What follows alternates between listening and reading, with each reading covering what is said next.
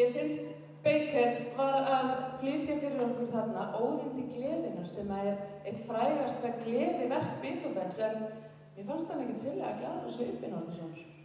Nei, krakkar, af hverju haldið hann ekki verið glaður á svipinn? Einhverja tilgátur? Ekki öll í einu? Á ekki að svara þessu SMS-i? Nei, ég skal svara. Baker var ekki glaður, Guðrún, af því hann er brúða. Og brúður, nema að séu mjög fancy, sko, þær geta ekkert skipt svip. Hann á bara eitt svip sem svona, hann alltaf svona á undan. En Árnason, ég hef séð þig öðruvísi en svona. Hvernig sýnir þú að þú sért glaður? Hvernig verður þú þá, má ég segja? Já, ég brosi. Ég hlæ. Já.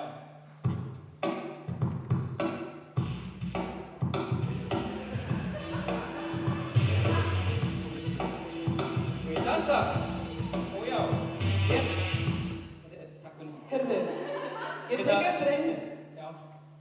Þegar þú brosir til mín, þá fer ég ósynlegt að brosa og gerir það ekki líka?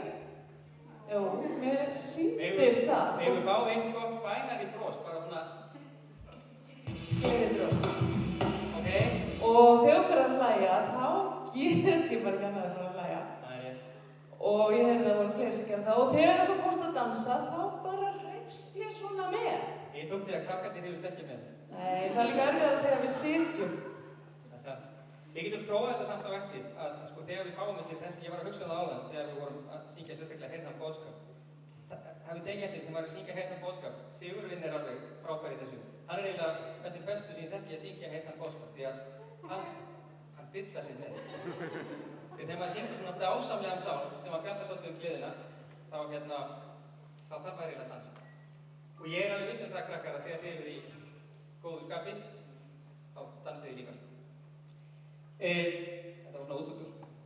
En getur það verið að sé þannig þegar við breiðum út gleðina, þegar við brosum og hlæjum og svoleiðis, þá fer fólki sem við mætum að gera það sama. Hvernig með litlu börnin til dæmis? Ég hugsa sér þannig að lítið barn sem að enginn brosir til, og upplifir aldrei gleðina. Ég held að það fari á misjöfn heilmikið. En það er líka þannig að lítið börn sem að, ef við snúmum sér við, lítið barn sem að skríkir, það er alveg ómögulegt að vera í fúlu skapi í kringum lítið barn sem að hlægir svona litlu, ískrandi hlátri. Er það ekki?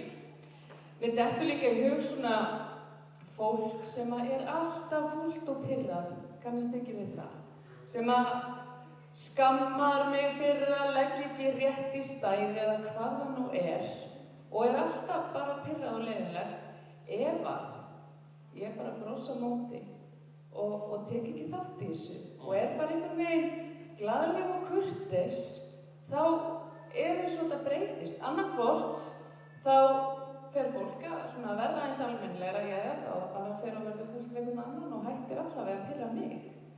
Ég held að það sé góð regla. Ég held reyndar, það segir í Biblíunni á einum stað. Þetta er svona eitt af þessum versum sem ég lærði og man alltaf. Mjúklegt ansvar stöðvar bræði. Og ég held að við getum bara yfirfært það yfir á gleðina líka. Bros breytir stílum. Boðskapurinn, brosum til fólksins sem við mætum. Já, nema náttúrulega við séum mjög sorgmætt, þá þurfum við ekkert að brosa. Já. En ef við getum það. Og svo getum við haft það í huga. Við sáum dæmi það í þessum frábæra myndbandi sem að krakkarnir í Like gerðu fyrir okkur. Við heyrðum það líka í versinu sem við lásum sem guðspjall. Að Biblían er full af svona gleðiboðskap. Við veitum það auðvitað að Biblían hún hefur að geyma allt litróf mannlífsins, allar tilfinningar. Og hún er full af þessu. Hún er full af gleði. Og ég held líka, ég á uppáhalds skírnasál sem að hefst á þessum orðum full af gleði yfir lífsins undri. Og hann er einhvern veginn þannig þegar hann er sunginn sérstaklega í skírnum að hann kemur hann alltaf í gott skap. Og ég held að við eigum, ég held við sem alveg saman þetta kunum, ég held við eigum að temja okkur að vera nákvæmlega þetta.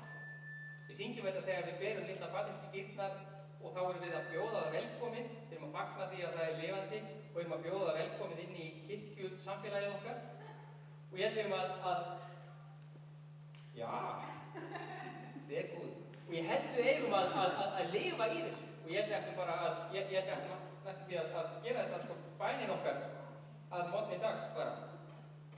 Góði Guð, gefðu að ég megi vera fullur af gleði yfir öllum lífsins undrum í dag. Guð gefur okkur gleðiboðskapinn. Okkar síðan að halda áfram að breiða út þennan gleðiboðskap og gleðina og það gerum við með því að brosa, hlæja og dansa. Og dansa. Amen. Nákvæmlega. Amen.